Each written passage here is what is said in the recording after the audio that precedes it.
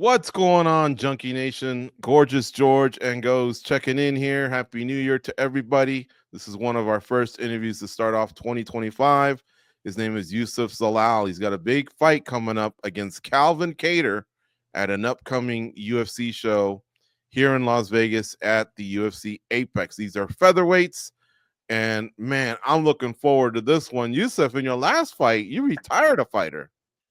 Bro, I felt so bad. I was like, I don't even know what happened. I was that was like a crazy matchup to me, like such a short notice at such a high level guy. You know what I mean? So I was like, I don't know what happened. I was like, oh, he has a great record. I was like, I don't know what's going on, but obviously you can't judge the book by its cover. You don't know what is going on in his personal life and everything like that. So I definitely felt bad, man, and I love to see Jack Show come back for sure. Yeah, he's a tough customer, but and under 30, you usually don't get that type of retirement at that age. But just seemed like his heart wasn't into it. It's interesting because Kelvin Gastelum retired too, guys. He did? What? Yeah, Tim Who? Kennedy was the last guy that. Oh, Sorry, Kelvin Gastelum was the last guy Tim Kennedy fought, and Michael Bisping was the last guy that Kelvin Gastelum I mean, fought. that was a knockout too. That was, That was a horrible yeah, knockout. Yeah. yeah, that was a good, clean And 1-2 Kennedy finish. came 2 years after the loss to Yoel Romero, so I guess he just wasn't into it. But it's interesting, some fighters can just happen to be there at the right time. You're facing Calvin Kattar, who's been a beast in the featherweight division for such a long time, but right now he's got a 3-fight win streak. You think that's something you can capitalize? And that's maybe on the fact that right now he's, going through a bad spell in his career. For sure, but I can't, I'm not relying on that because I mean, his back is on the wall. You know what I mean? So it's like he's fighting for his position, and that's a scary fighter to fight. And obviously, everybody knows who Calvin Kattar is, and just he's been in the game for so long and been through so many crazy fights and stuff like that. So I definitely like preparing for the best Calvin I can ever prepare for. So it's definitely, like I said, man, he's gonna be a very dangerous Calvin, and I'm excited for that puzzle, man. Like I said to a lot of interviews, man. I'm always excited to see what puzzles I got to figure out. And every fight is different too. So it's definitely different puzzles. And I'm just trying to get my puzzle filled in. You know what I mean? That's how Randy Couture used to approach the fights. Like you said, puzzles. You just got to figure them out. His main strength, I guess, his queen on the chessboard is his hands, his boxing. Is that what kind of jumped off the page, or sorry, off the screen to you when you maybe did your research on the guy? 100%, man. The guy has an amazing jab, an amazing cross, and the boxing skills. And I don't even know how many boxing like fights he had, but I know he's definitely boxing. That's why I've been sparring with like high level boxers right now, and I've been doing that for the last 3 weeks. So I definitely like I said, I'm not underestimating Calvin. I don't care if he's on a 5 losing streak or 3 losing streak. I'm preparing for the best Calvin, and I'm preparing to show people how good I am and how good my boxing is and how good my striking is. You fighters are wired differently. And I'm wondering, and I don't think there's a wrong answer to this, but when you see his boxing, like you said, and you brought in high level guys, to prepare you for this, but when you see his boxing, do you see it as a concern? Oh, I need to stay away from certain parts, maybe explore the grappling or whatever, or do you see it as a challenge? You know what? I want to show the boxer or the guy that's got good hands that I can match him. Like concern or challenge? How do you see it? Oh, for sure, it's a challenge. I think the biggest thing for me is like I don't think people have seen my striking as good as everybody knows how good my striking is. So I think this is like a really challenge to not only to show that and to show that like okay defensively as well, be ready for the game plan and stuff like that. So I think it goes both ways, a little strategy and a little like challenge, and in a way it's like okay, well, we can test other things as well because it is MMA, and I'm expecting the same thing. It's like, oh, we can go strike and he might shoot as well, he might go get like to the grappling and stuff like that, so you never know. hey Yusuf, we're at a time right now where a lot of people are doing their resolutions and they're trying to kind of clean up what went wrong last year and make a better year this year. But you're like the reverse. Everything went well for you last year. So how do you keep it fresh for 2025? Like how do you approach things this year? Man, I learned a lot, like the New Year's revolution and all that stuff. I really don't like get into it. I really don't matter to me. It's like what matters to me, man. It's like I've been through a bad year, like 2 years of the UFC. Like I went on a 3 winning streak. I was having the high, and then straight just downhill after Elias Taporia's fight. So like to experience that, and like obviously the experience is the big key in here to learn from just myself, and like obviously not to plateau. That's the biggest part. I feel like when we start having a great year, you be like, oh my gosh, you start feeling yourself and be like, oh my gosh, I'm the best in the world. I'm this and this and that. But you really focus on why you do this and the reason why, and like stay like a student of the game. And that's my biggest thing right now is like, I'm just trying to stay a student in the game, and I'm just trying to involve my game as much as I can, and I feel like I've been doing that, and I can't wait to do that in February 15th. Where does Calvin rank amongst the guys that you've fought so far? Oh, this is my toughest fight. This is like Jack Shore. I said that in the last interview. Like that was my toughest fight, and I'm really excited for this one because this is the scariest fight, and this is the toughest fight for me, and to come back to the UFC as well. So I feel like I fought Jono. Jono was like a crazy good striker, but obviously his grappling was still dealing with. But obviously Calvin Kattar fought a lot of fucking high level guys, man, and to see that level, like it brings excitement, and like I said, that challenge to me to really gets me out of bed, man. Like to really gotta go, like, hey man, you got a lot of work to do to go against this guy, man, because he ain't no joke. When they give you a name like that, and I'm sure it's the reverse too when he heard your name, the first thing I think of are bonuses. You guys kind of have bonuses written all over each other. How much do you think about that? You know, the possibility of making that extra bonus, and is this the type of fight that kind of presents that for you? Oh, for sure, man. I was like, in a way, it's a scary. You're like, oh my God, you don't want to be in a crazy fight. But in a way, too, you're like, oh man, like this is what the fans are looking for. This is what the fans want, especially a fight like this. And especially in the featherweight division. I feel like the division is like really exciting, like in fights, just a lot of bonuses and stuff like that.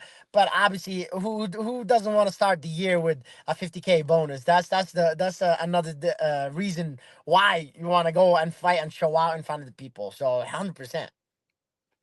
Be honest, would the 50K help you pay last year's taxes, or are you such a good saver that it's actually an investment for this year? Like, are you running a year behind or a year ahead? Hey, Or you sound like my accountant. My accountant was like, "Hey, man, so we're supposed to have a meeting in January," and he's like, "Yo, you have money set aside, right?" I was like, "Yeah, man, I got you, bro." I was like, "Don't worry." I was like, "I'm ready for whatever the number you're gonna give me." I was like, "So yeah, I try to like keep it that way, and whatever money comes out, I learned in America, man. Obviously, I'm not American, but what I learned is number one thing, man, is taxes and your credit. That's the most important thing in the world. So that's what I stay on, and that's what I focus on. So I pay my taxes either right away or the end of the year. So I'm good.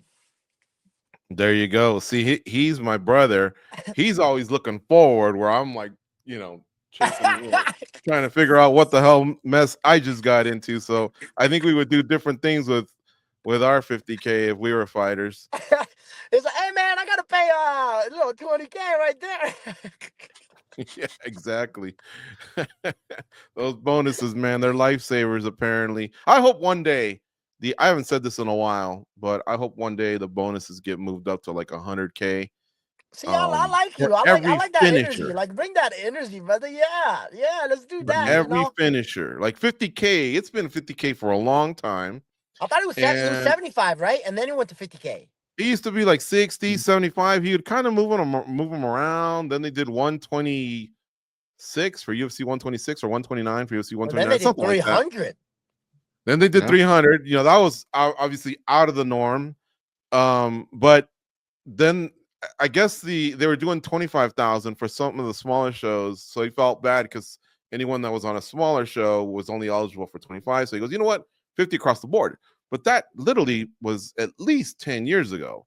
Company's worth a lot more now. And I think it's a great incentive for the fighters, because let's go back to what we were talking about. What do you do with the money? I think a lot of fighters, honestly, they address the things that they need to do, but then they reinvest in themselves. You might hop on a plane and go to Thailand for 2 months and get better, sharpen up your Thai boxing, we'll say, or you might bring in better training partners or add an additional coach. You know what I mean? You reinvest in 100%. yourself, so now you're a 100%. better asset for the company too. 100%. I feel like people like kind of forget about that sometimes. I feel like fighters will always focus on like the bigger thing, like, oh, I just got to make money, like this big money. I was like, you when you invest in yourself a lot more, like you'll make a lot more money than you ever thought you would make. You know what I mean? So like you get better contracts, you get like just better fights and a lot of things. You know what I mean? So it's a grateful and a blessed opportunity to be in, you know what I mean? But also like the people around you help a lot, you know what I mean? It's like your coaches, your mentors, you all this stuff that helps you with like not just taxes, that's in life in general. That's the most important. I feel like sometimes we just focus so much on fighting and oh my god, like you got me to do this and that. But the outside life is really important. Like you said, investing in yourself, recovery, and all this stuff. That's really important. You're on a 6 fight win streak in MMA. I've seen you done some other competitions in other combat sports as well. So you're on a roll. But I want to take you back to one of your first fights in UFC, Ilia Tuporia, who happens to be the champion right now. Do you take any, I don't know, comfort or gain any confidence that you went the distance with the current champ while others have been falling short? Now, granted, he's gotten better, you've gotten better, but is there something that at least that brought to you, knowing, hey, you know what, I've kind of already faced some tough cats along the way, and I got something here that I can build on so that maybe I can be a world champ one day? 100%. He's the reason why I fought back to get to the UFC.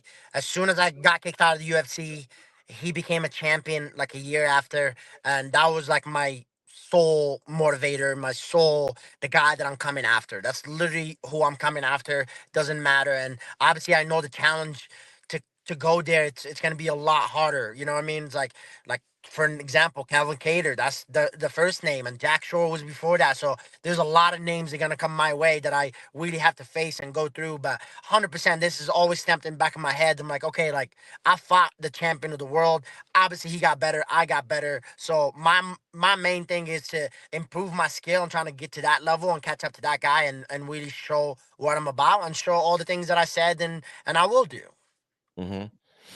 Yeah, man, I would love to see that type of thing, that type of motivation. You know, it's sometimes it's all about an early matchup. Look at Armin Sarukian's going the same thing, doing the same thing with Islam Makhachev. You know, they've danced before, and now they're going to dance for the title.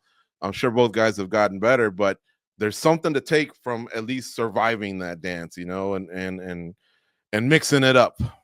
The biggest lesson, and even Armand said this, is experience. I feel like people forget about this. It's like, especially in MMA, you can tell the difference between an exciting, young, hungry guy and then an experienced guy. Like I look up a lot to Dustin Poirier. Like I really saw that in a lot, and like a lot of world champions and stuff like that. Like there's a difference between confidence and experience and things like that. But that's like the biggest thing I took from my first run in the UFC and then the second run. You know what I mean? It's like I feel like some people be like, "Oh my God, I want to show out and this and that," but like, you gotta show out when you need to. You know what I mean? When the big fights and all this stuff. But also winning is very important. You know what I mean? And I'm just having fun with it too, man. It's like you have experience behind you, and then you're just having fun and a blast and doing what you love, which is fight in front of millions of people, man. That's like excites me. You know what I mean? I want to be that showman. I want to be that guy that everybody talks about and do interviews and all this stuff. You know, I feel like people like shy from that. Like, I don't want to do interviews. I want to do this. I'm like, bro, like this is what we Yeah, signed up for. This is what we do. You know what I mean? It's like it is what exactly. it is. Like that's who I am. Love But that. I love that attitude. Does he hit as hard as they say? yeah, that the only thing, the difference thing is like I was surprised how strong he was Mm, for how tiny he was. mm-hmm. Like like he was built, like definitely built. But I was like, I like when I took that fight, I was like, okay, like watch wrestlers. So I assumed the legs, and as soon as he started grabbing me from the top, I was like, oh my god. I was like, yeah, he's definitely strong. And obviously, I was like 155 on fight day back then, but not anymore right now. I'm actually hitting my grown man body right now, so I'm definitely a lot stronger than I ever been. But yeah, man, he's definitely strong, and you can see the confidence. Like the Mm-hmm. confidence and the vision that he has, like that, like brings energy into the fights. Like I don't know if you guys see Pereira is the same thing. Like the confidence and the energy, just like doesn't care. Like he knows this is what he wants to do, and that's like I said, the experience I learned from every single fight in the UFC and then, like coming back to the UFC. You seem like you have a good sense of humor. Let's close with this. Can you laugh on notice? Like, can you go? Can you do that? I It always looks like do you that, can. man. That's my thing, bro. I always laugh. Okay, this is what I want you to do. I want you to cackle, like laugh, and then go pretend you're making a call and say, "Hey, man, this is Kevin Hart. I'm calling on behalf Oh, of wow, Chase Bank. you guys got me on that too now. Oh, I'm that's calling on behalf of Chase crazy. Bank, and you just won $1,000, dude. You kind of That's sound like him. true.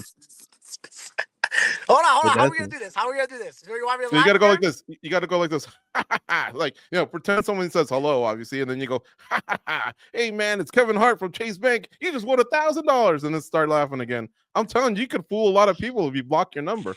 Oh man, that's crazy. Hey man, this is Kevin Hart from Chase Bank. You just won $1,000. Oh dude. man, that was That's That really awesome. makes good. If you block your number and call sense. someone, you could fool one of your teammates or whatever. Bro, why people say I already got like a high pitched ass voice, so I'm like, God damn. I was like, everybody said like, oh yeah, you sound like Kevin Hart. I was like, man, chill out. And then they had like Chris Tucker in there too. No, you're Kevin Hart. I'm You're telling Kevin you, Hart. the nice thing about it, Youssef, is you jump off the page. I bet you a lot of people are going to get a kick out of this interview. But I bet you're one of those guys that when you show up to the barbecue, the party, you probably take over the room. You have a good charisma to you, and I think it also shows in your fighting. Use it in your post fights. Let this career just take you to the top, bro. I appreciate you guys. Thank you, man. I try to, man. I feel like I was put in this world for a reason. You know what I mean? I was like, especially in this world now these days, man. Everybody's just like either going through stuff or like just sadness and stuff like this. You know what I mean? And I feel like I want to take this like the second career run of my UFC run to show people and I've been dreaming about this for nonstop. And I guarantee you guys, mark my words when I say this in the interview after the post fight, it's like people that going with like discipline, consistency, and faith is most important in life. You have those three things. I can really think you can go anywhere you want. Anything you want in this world, you can. You know what I mean? I don't care what your faith is. I don't care what you believe in. At least you have something that you believe in, right? That means you're human. You don't think you're above everybody else. You know what I mean? I feel like some people like Amen to forget that that. and like get plateaued and like really forget about that stuff. So I know I'm a human. I know I lost before. I know there's a lot of things that can happen in life and outside life and stuff like that. But I stayed consistent and I stayed disciplined to my game and to my culture and all that stuff. It's paying off, man. It's slowly, but it's paying off. There you go, Junkie Nation. How about a hand for our guest, El Diablo de Morocco, Youssef Zalal. He's going to be fighting Calvin Kattar in about a few weeks here in Las Vegas at the Apex. Thanks, Youssef, for the time today, man. Thank you guys. I appreciate you guys. Thank you. Take care. We'll Thank you. talk to you soon.